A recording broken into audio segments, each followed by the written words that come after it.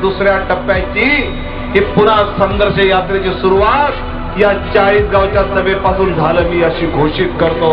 116 घोटाळे आतापर्यंत यांनी केले.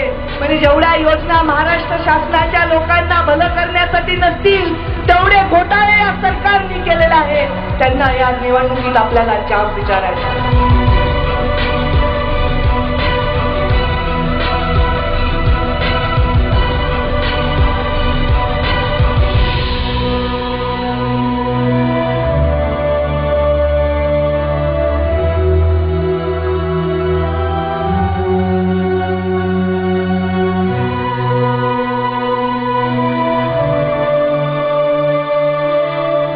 तीन जूनचा अंधकारी दिवस माझ्या आयुष्यात उजाडला. त्याच्यामध्ये ज्योत पेटवण्याचं काम तुम्ही केलंय, तुमच्या निष्पाप भावनांनी केलंय.